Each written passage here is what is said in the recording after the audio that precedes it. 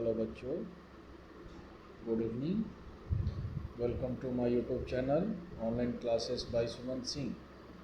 बच्चों, आज परसेंटेज के इस 9th क्लास में मैं इनकम एंड एक्सपेंडिचर से रिलेटेड कुछ क्वेश्चंस करने जा रहा हूं बच्चों, जो कि आपके आने वाले एग्ज़ाम्स के लिए काफ़ी इम्पोर्टेंट हैं। आज का फर्स्ट क्वेश्चन क्या कहता है बच्चों कि यदि एक आदमी अपनी मासिक आय का 40% भाग भोजन पर खर्च करता है और शेष का 1/3 भाग यातायात पर खर्च करता है, यदि वह 9,000 रुपये की बचत करता है तब उसकी मासिक आय ज्ञात करें। ऐसे क्वेश्चंस काफ़ी इम्पोर्टेंट होते हैं बच्चों और अक्सर एग्ज़ाम्स में पूछे जाते हैं ऐसे क्वेश्चंस। तो चलिए इस सॉल्यूशन को स्टार्ट करते हैं। सबसे पहले हमें उसकी मासिक आय मालूम नहीं है, मासिक आय हमें निकालना है। मंथली इनकम कैसे निकालेंगे? तो सपोज़ उस व्यक्ति की मंथली इनकम हम बच्चों मान लेते हैं कितना, 100 मान लेते हैं, राइट बच्चों। अब इसमें दिया हुआ है कि 40% जो पार्ट है वह किस पे खर्च कर रहा है बच्चों? भोजन पे खर्च कर रहा है। तो इस 40% मतलब 100 का 40% तो 40 रुपया हो गया बच्चों, जो किस पे खर्च किया? भोजन पे। अब उसके पास रेस्ट कितना बचा? 40 रुपया खर्च करने के बाद उसके पास बच्चों 60 रुपया अभी भी बचा हुआ है। और क्वेश्चन कह रहा है कि शेष का 1/3 भाग, शेष का 1/3 भाग बच्चों मतलब कितना रुपया? 20 रुपया वह यातायात पे खर्च करता है। 20 रुपया किस पे खर्च करता है? यातायात पे खर्च करता है। तो वह कुल खर्च कितना किया बच्चों? तो कुल खर्च किया 40 + 20, मतलब वो 60 रुपया क्या किया? कुल खर्च किया बच्चों। तो उसका बचत कितना रुपया होगा? तो बचत बराबर 40 रुपया होगा, राइट ना बच्चों। अब वो 9,000 रुपया का बचत करता है, मतलब ये जो 40 है बच्चों ये किसके बराबर होगा? 9,000 के बराबर होगा। तो 1 इकाई बराबर 9,000 बाई 40 बच्चों लिख सकते हैं। सो 100 इक्वल टू 9,000 बाई 40 मल्टीप्लाई 100। 0 से 0 को कैंसिल कर देंगे और 4 से 25 टाइम्स में कैंसिल हो जाएगा बच्चों, मतलब आएगा 22500।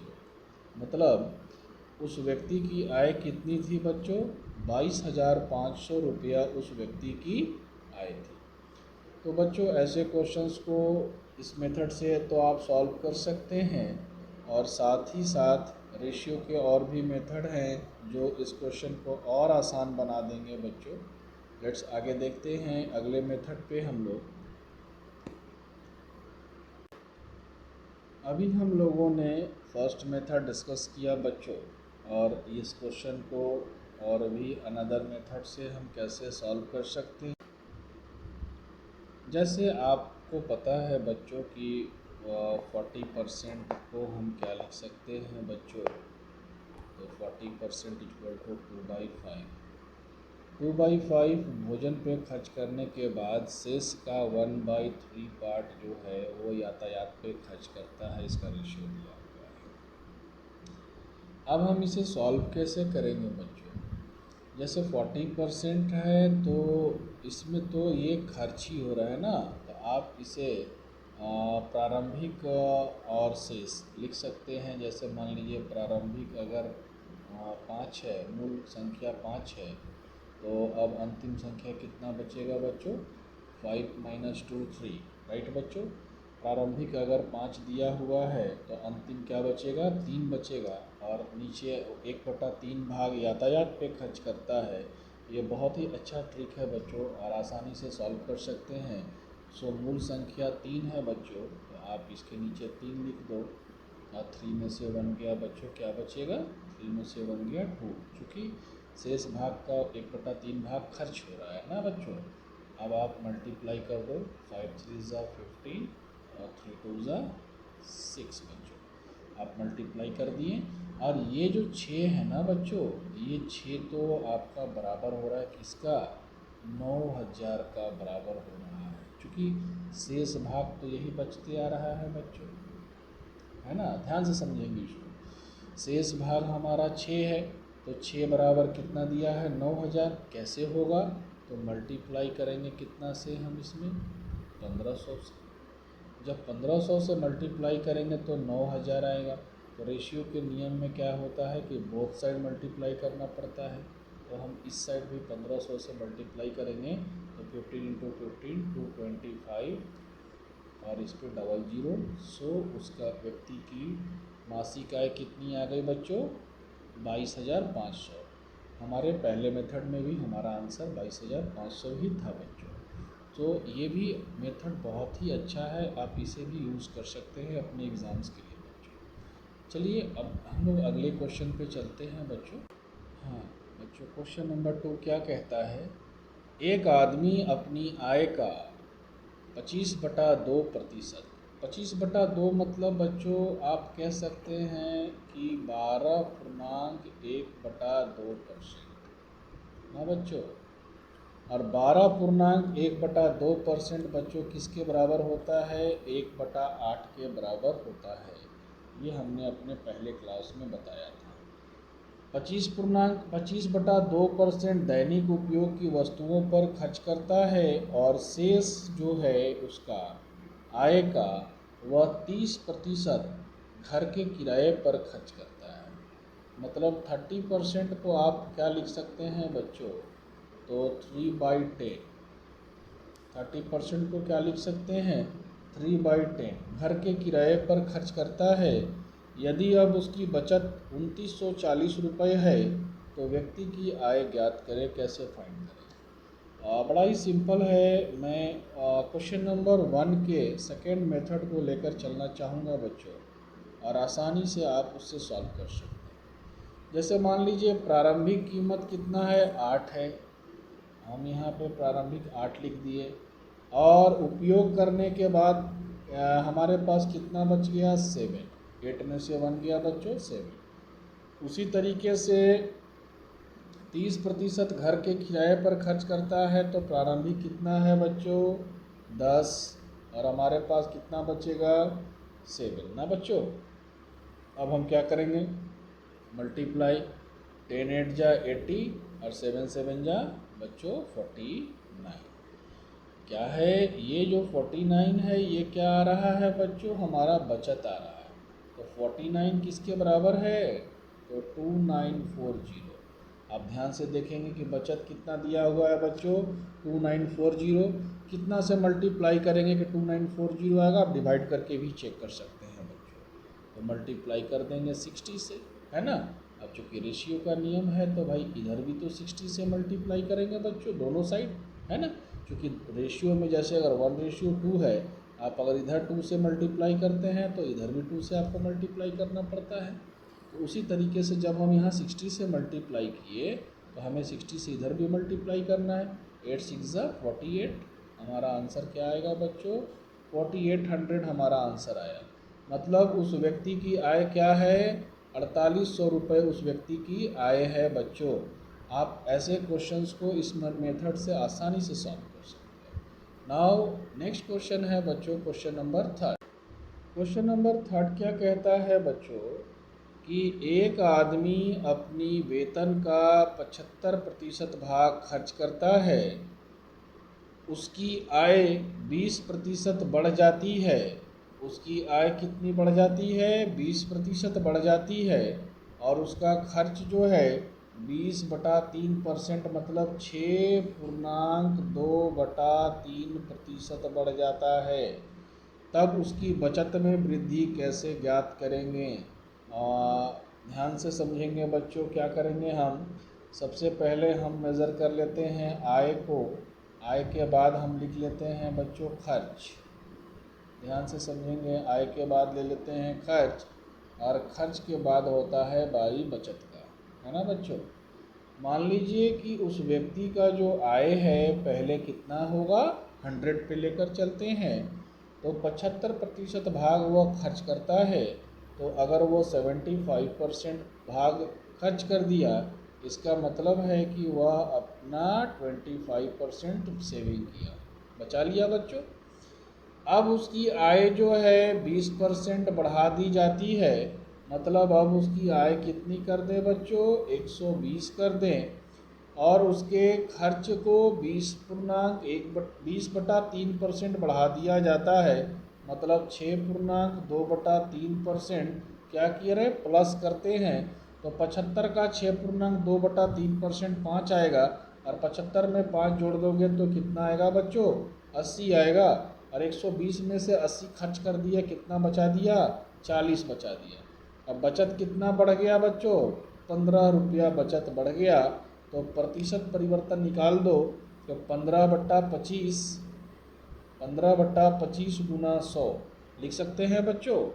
तो 25 से 4 बार में, और 15 चौका 60, मतलब कितना परसेंट बचत में वृद्धि हो गया हमारा, 60% हमारे बचत में वृद्धि हो गया बच्चों। नाउ क्वेश्चन नंबर 4 बच्चों। क्वेश्चन नंबर 4 बच्चों क्वेश्चन नंबर 3 के जैसा सेम टू सेम है, और मैंने जानबूझ करके ऐसे प्रश्नों को सेट किया ताकि आप अच्छे से इस कंसेप्ट को समझ जाओ, और 1 से 2 क्वेश्चन प्रैक्टिस कर लेने के बाद आप इसे जल्दी भूल नहीं पाओगे बच्चों, है ना। तो क्वेश्चन नंबर 4 क्या कहता है बच्चों, कि एक आदमी जो है अपनी वेतन का 75% भाग खर्च करता है। यदि उसकी आय 20% बढ़ जाती है, तो वह खर्च में भी 10% बढ़ा देता है। तो उसकी बचत में वृद्धि ज्ञात करो। तो सबसे पहले हम लिखते हैं आय बच्चों। आय इस व्यक्ति का क्या है, आय के बाद बारी है खर्च का, और खर्च के बाद हम लिखेंगे बच्चों किसका, बचत, है ना। तो आय मान लीजिए उस व्यक्ति का 100 है, और 75 रुपया खर्च कर दिया, मतलब 25 रुपया बचा लिया। अब उस व्यक्ति का आय कितना है बच्चों, 120, क्योंकि 20% बढ़ रहा है, और खर्च में बोला है कि 10% उसका खर्च जो है बढ़ जा रहा है। तो 75 का 10% निकाल देंगे तो आएगा 82.5। अब 82.5 में से इसे घटा दो तो हमारा बचत हो गया 37.5, मतलब हमारा कितना रुपया बढ़ गया, तो 12.5 रुपया हमारा इंक्रीज कर गया बचत में बच्चों। तो प्रतिशत कैसे निकालेंगे, तो 12.5 डिवाइडेड बाई 25 बच्चों, मल्टीप्लाई 100, 25 से 4 टाइम्स में, और इसका वैल्यू 12.5 मल्टीप्लाई 4 कितना परसेंट आएगा, 50% आएगा। मतलब उसकी बचत में कितने परसेंट की वृद्धि हो गई बच्चों, तो 50% की वृद्धि हो गई उसकी बचत में। आई होप बच्चों कि आपको ये कंसेप्ट समझ में आ रहा होगा, और हम आगे भी इस तरीके के क्वेश्चंस और अभी करेंगे। नाउ क्वेश्चन नंबर 5 बच्चों क्या कहता है, क्वेश्चन नंबर 5 क्या कहता है बच्चों, कि एक व्यक्ति की वर्ष 2017 में की वार्षिक वेतन 3,660 रुपया हो जाती है। यह वेतन जो है वर्ष 2016 के वेतन से 20% ज़्यादा है। तब उसकी वर्ष 2016 में वेतन क्या थी। आप ऐसे क्वेश्चंस को बच्चों फॉर्मूला से बनाते होंगे पहले, और हम आपको रेशियो के मेथड से इसे बताने वाले हैं। आपको पता है ना बच्चों कि 20% जो होता है वह किसके बराबर होता है, 1/5 के बराबर होता है बच्चों। अब 20% ज़्यादा है, तो इसका मतलब है कि 2016, ध्यान से समझेंगे बच्चों, 2016 से इंक्रीज किया है 2017 में। इसका मतलब पहले मूल संख्या कितना था, 5 था, और 2017 में कितना हो गया, 6, +1 कर देंगे बच्चों, राइट। अब 6 जो है ये इक्वल है 3660 के इक्वल है। मतलब अगर इसमें हम कितना से मल्टीप्लाई करेंगे, 610 से मल्टीप्लाई करेंगे हम, तो हमारा 3660 आ जाएगा। अभी मैंने पहले बताया कि हम मल्टीप्लाई तो दोनों साइड ना करेंगे, तो इधर 610 से हम मल्टीप्लाई कर दिए तो 0, 5 1 जा 5, 5 6 जा 30। मतलब 2016 में उसका वेतन कितना था, 3050 रुपया था। 2016 में बच्चों उसका 3050 रुपया उसका आंसर आएगा ना बच्चों। एक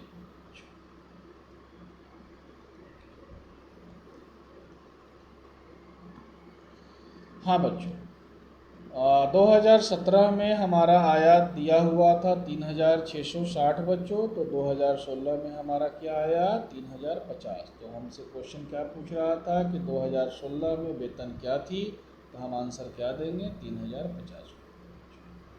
नाउ बच्चों क्वेश्चन नंबर 6।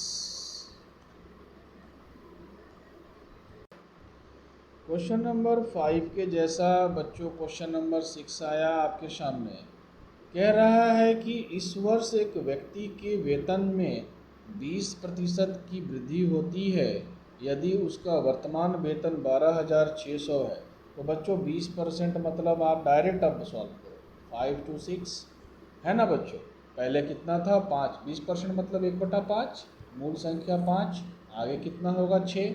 तो वर्तमान में कितना है उसका अभी 6 बराबर, तो 12,600 कितना से मल्टीप्लाई करेंगे बच्चों हम, तो 2100 से। तो हम इधर भी 2100 से मल्टीप्लाई कर देंगे बच्चों, हमारा आंसर आ जाएगा 0 0 5 5 2 10। तो 10,500 रुपया, तो पिछले वर्ष उस व्यक्ति की वेतन क्या थी, तो 10,500 रुपया उस व्यक्ति की वेतन थी बच्चों। Now question number 7। Question number 7 कहता है बच्चों कि स्नेहा जो है अपनी आय का 35% भाग भोजन पर खर्च करती है और 5% भाग जो है बच्चों की शिक्षा पे खर्च करती है। तो जनवरी 2016 में उसने इन दोनों पर 17,600 रुपये खर्च किए, तो उसका मासिक वेतन क्या होगा। तो मान लेते हैं कि स्नेहा का मासिक वेतन 100, भोजन पर खर्च की 35% मतलब 35 रुपया, और बच्चों की शिक्षा पर वह कितना की 5%, दोनों मिला देंगे बच्चों, तो हमारा आएगा प्लस 40% खर्च की हमारे वो दोनों मिलाकर। तो ये जो 40 है ना बच्चों, ये 40 बराबर होगा 17,600 का बराबर होगा। सो 1 इक्वल टू 17,600 बटा 40। तो उसका मासिक वेतन हमने कितना माना है 100। सो 100 इक्वल टू बच्चों 17,600 बटा 40 गुना 100 बच्चों। 0 से 0 कैंसिल कर दीजिए और 4 से इसे काट दीजिए बच्चों। 4 से 4 बार में, फिर से 4 से 4 बार में 0, मतलब हमारा आंसर आएगा बच्चों 44,000, 44,000। राइट बच्चों। Now question number 8। Question number 8 क्या कहता है बच्चों कि महेश जो है, महेश अपनी कुल आय में से 20% घर के किराए पर खर्च करता है और शेष का 70% घर खर्च पर खर्च करता है। यदि उसकी कुल बचत 7200 रुपये है, तब उसकी कुल वेतन ज्ञात करें। मान लेते हैं कि महेश की कुल वेतन कितनी है 100 है, 20% उसने खर्च किया घर के किराए पे, अभी उसके पास कितना बचा है 80, और 80 का वो 70% मतलब कितना, 80 का 70% मतलब वो 56 रुपया, 56 खर्च करता है घर के खर्च पर। टोटल खर्च कितना किया वो, तो टोटल कुल खर्च किया वो, कुल खर्च बराबर क्या लिखेंगे बच्चों 20 + 56 = 76। कुल खर्च कितना करता है 76 रुपया, और तो बचत कितना करेगा बच्चों तो बचत बराबर आप 100 में से 76 को घटा दो, मतलब 24 रुपया बचत करेगा। अब आप आ जाओ कि 24 जो है बचत दिया हुआ है कितना बच्चों, 7200। 24 जो है 7200 के बराबर है, तो 1 बराबर 7200 बटा कितना लिखेंगे बच्चों, 24। 24 से कितना बार में जाएगा बच्चों, 300 बार में जाएगा। इसलिए 100 बराबर क्या होगा बच्चों, 300 गुना 100 बराबर 30,000 रुपया। मतलब है कि उसका जो मासिक वेतन है वह कितना है बच्चों, 30,000 रुपया उसका मासिक वेतन है।